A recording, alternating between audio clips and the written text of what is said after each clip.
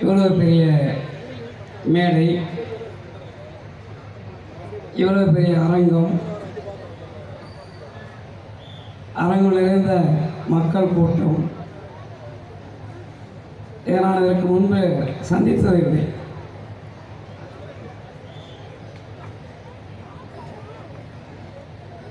காந்தியடிகள் விற்பனைக் கழகத்தை பற்றி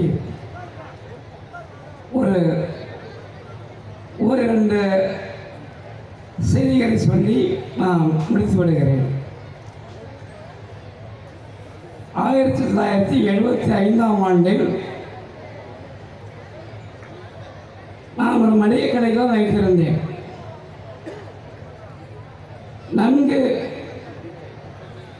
முதல் மாணவனாக படித்துக் கொண்டிருந்த என்னை என் தந்தையினுடைய இறப்பானது 8ஆம் வகுப்போடு முடித்துவிட்டது. ஆனால் அந்த சிறிய வயதிலே எனக்கு சமூக சிந்தனைகள் உண்டு. என்னை மிகவும் கலந்து ஈர்த்த சோவியத் நாடு, அந்த சோவியத் நாட்டினுடைய சமூகத்தை ஜனநாயக முறையிலே கொண்டு வந்து இந்த நாட்டில் அமைக்க வேண்டும் என்கின்ற பண்டித ஜவஹர்லால் நேரு இவர்கள் தான் என்னுடைய மனதில் இருந்தார்கள். அதன் காரணமாக நான் மிக சிறிய வயதிலேயே பொது வாழ்க்கையில் ஈடுபட்டு விட்டேன். என்னுடைய அந்த பணி நான் 5ஆம் வகுப்பு படிக்கும் பொழுதே துவங்கிவிட்டது. என்னோடு படித்த ஒரு மாணவர் பட்டியலினத்தை சார்ந்தவர். குறிப்பாக சொல்வது என்றால் எங்களுடைய ஊர் வெட்டியானுடைய மகன் ஜெயராமன் என்பவர். அவர் 5ஆம் வகுப்பிலே ஆங்கிலம் தெரியாத காரணத்தினால் பள்ளி படிப்பை நிறுத்த முடிவு செய்தார். நான் அவருக்கு தைரியம் கொடுத்து, எங்களுடைய அந்த சிறிய கிராமம் தீண்டாமை மிக அதிகமாக இருக்கக்கூடிய கிராமம், நான் அவரை தோழராக ஏற்று நான் தனியாக அந்த 5ஆம் வகுப்பு படிக்கின்ற பொழுதே அவருக்கு கற்பித்தேன். பிறகு 60 ஆண்டுகளுக்கு பிறகுதான் அவர் இப்பொழுது சென்ற ஆண்டு சந்தித்தேன். அவர் மாவட்ட அளவிலே மருத்துவத்துறையிலே ஒரு உயர் அதிகாரியாக இருந்து அவர் பணி ஓய்வு பெற்றதை நான் வீட்டிலே போய் பார்த்தேன்.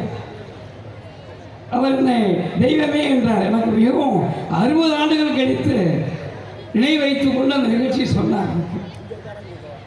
இப்படியாகத்தான் என்னுடைய இந்த சமூக பணி தொடங்கியது. 75 1975 நினைவைத்துக் கொள்ளுங்கள். எஸ்எஸ்எல்சியிலே தேர்வு பெறாத மாணவர்களுக்கு ஒரு சாபக்கேடு. ஏனென்றால் அவர்கள் 6 பாடங்களிலும் தேர்வு பெற வேண்டும். ஒரு பாடத்திலே தேர்வு பெறவிட்டாலும் கூட 6 பாடங்களும் தேர்வு பெற வேண்டும்.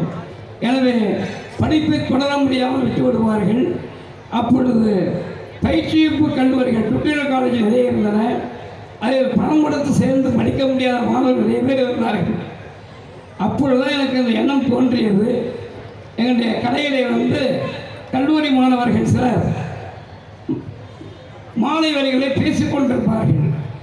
அவர்களை வைத்து, நீங்கள் இப்படி பேசிக்கொண்டிருப்பதை விட ஒரு நல்ல காரியத்தை செய்யலாம் என்று அவரோடு சேர்ந்து அங்கு ஒரு வாசக சாலை இருந்தது.